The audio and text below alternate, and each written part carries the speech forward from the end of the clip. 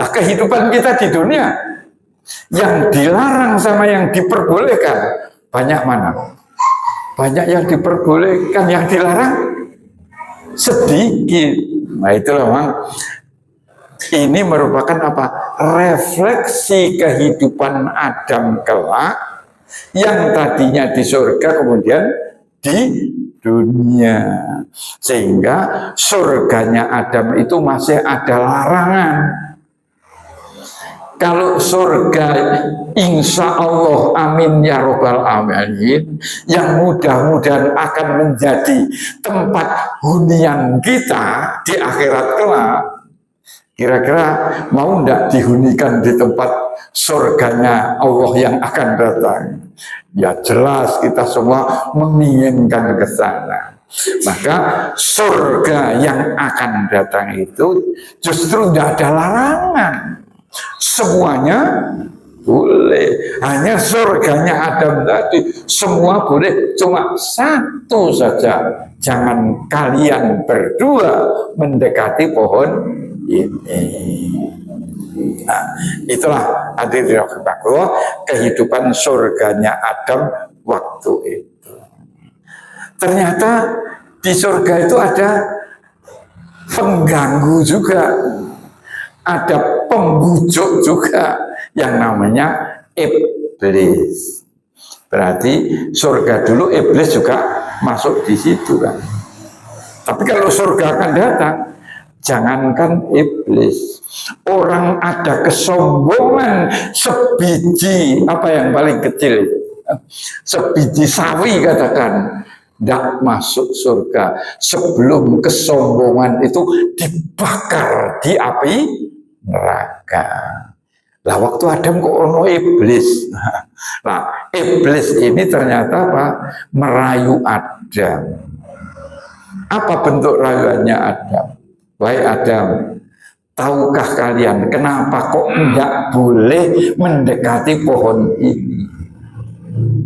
Adam kira-kira tahu enggak? Tidak tahu, cuma kalau kamu mendekati pohon ini kamu akan menjadi orang yang zalim. Hanya begitu informasi Allah.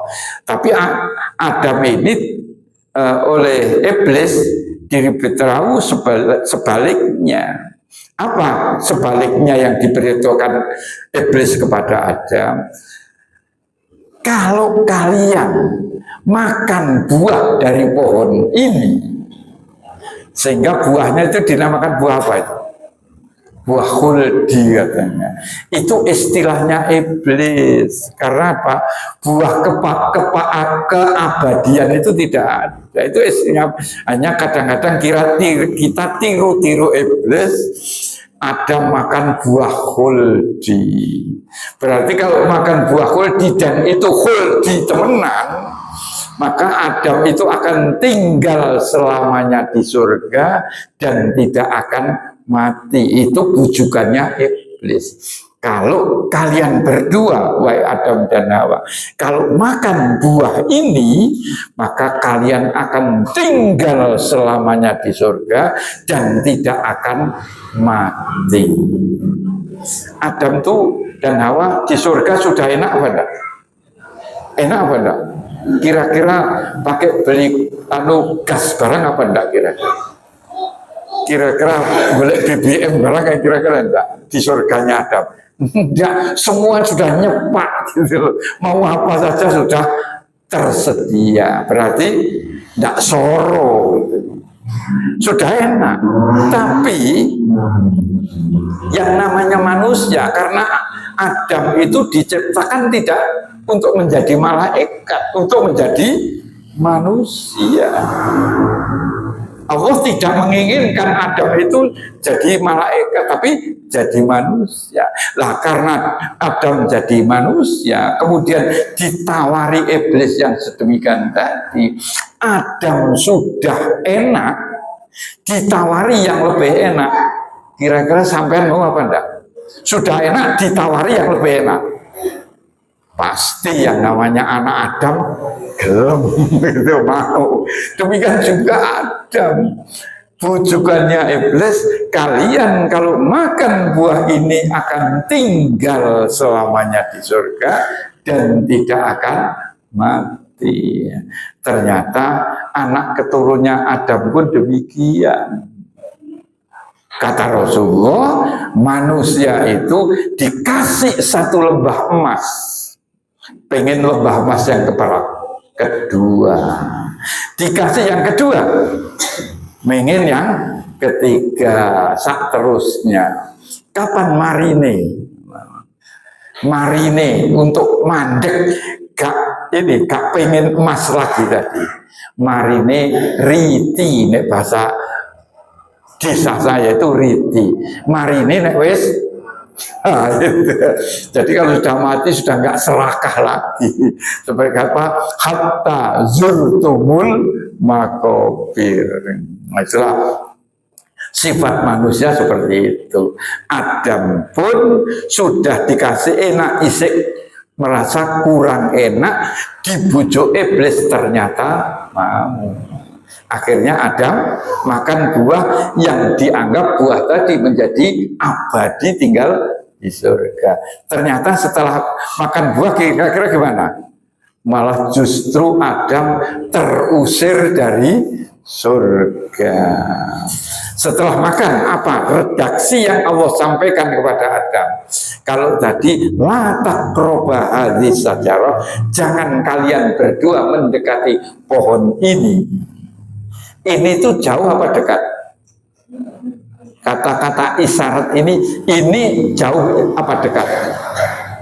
Jamaah ini berarti dalam suasana dekat. Jadi Allah, Adam dan pohon dalam suasana dekat.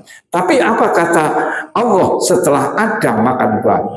Alam wa nadahuma rabbuhuma alam annahakuma antil kumas sajarah. Tuhan mereka berdua menyeru kepada keduanya. Menyeru itu kira-kira omongannya lirih apa banter kira-kira. Kalau saya berkata kepada antum semua, ini namanya berkata. Tapi kalau saya berkata kepada orang yang di sana, kira-kira di daerah Penarukan sana, kira-kira bisa dengar enggak kalau saya hanya berkata? Kira-kira harus apa?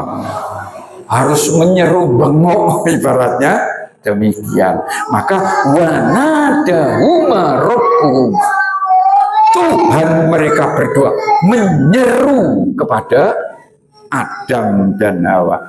Tadi kan Allah berfirman, berkata wakulna, Allah berkata. Tapi setelah Adam berbuat dosa, berbuat maksiat, Allah menyeru kepada keduanya. Nadahuma, nida. Apa nida itu? Idza nudiyatis sholati min yaumil jum'ati fas'au ila dzikrillahi wa dzarul bai'. Kalau sudah datang panggilan kepadamu pada hari Jumat, apa panggilan hari Jumat itu? Azan. Maka azan itu nida. Nida itu azan itu kudu banter apa enggak? Kenapa pakai corong itu? Supaya banter. Yang zaman Rasul sudah ada apa belum? Belum. Sehingga zaman Rasulullah orang yang disuruh azan adalah orang yang suaranya bisa melengking jauh sampai siapa dia? Bilal. Bilal ini yang beliau suruh azan karena suaranya Bilal itu melengking bisa terdengar sampai jauh. Makanya setelah Adam dan Hawa tadi Allah menyeru kepada keduanya, alam anhakuma antil kumasadara, tidak pernahkah aku melarang kalian berdua untuk tidak mendekati pohon itu. Sekarang bukan hazihi, tapi pohon itu berarti ini dan itu jauh mana? Nah itulah ternyata dosa atau perbuatan maksiat itu menjadikan yang kita dulunya dekat kepada Allah menjadi jauh. Nah kalau kita jauh dari Allah, kira-kira doanya didengar apa enggak? Alhamdulillah. Maka beda dengan wa idza sa'alaka ibadi fa inni qarib, Allah dekat, maka ujibu da'watad da'i. Tapi kalau kita banyak berbuat dosa dan maksiat, kira-kira doanya didengar oleh Allah apa enggak? Allah enggak mau mendengar doanya orang, ya itu menjadikan kita jauh dari Allah. Itulah artinya bahwa dosa itu menjadikan kita jauh dari Allah. Oleh karena itu, ittaqillaha haitsuma kunta. Bertakwalah kepada Allah dimanapun kalian berada. Jangan takwanya itu waktu di masjid tok. Di pasar pun ada takwa, di kantor ada takwa, dimanapun kita berada harus ada takwa di dalam diri kita. Maka kalau kita menjadi muttaqin tadi, kita akan selalu dekat kepada Allah. Hadirin rahimakumullah. Nah, ternyata yang namanya dosa ataupun kesalahan ini tidak hanya kita menjauhkan kita kepada Allah, ternyata ini berlaku umum juga. Dosa antar manusia itu juga menjadikan jauhnya seseorang kepada orang lain. Sehingga sebagai analog gampangnya, ada anak namanya A dan anak namanya B. A dan B ini adalah sahabat karib. Apa karib itu? Karib itu kan korib juga kan. Cuma di Indonesia kan menjadi karib atau teman akrab. Akrab dari kata karib juga akrab. Dua teman karib tadi, A dan B. Si A berbuat salah kepada B. Yang berbuat salah tidak mau minta maaf. Yang diperbuat salah tidak memaafkan. Kira-kira A dan B tadi masih karib apa enggak kira-kira? Kira-kira sudah enggak karib lagi. Bahkan kira-kira kepetuk di jalan pakai nyopo apa enggak kira-kira.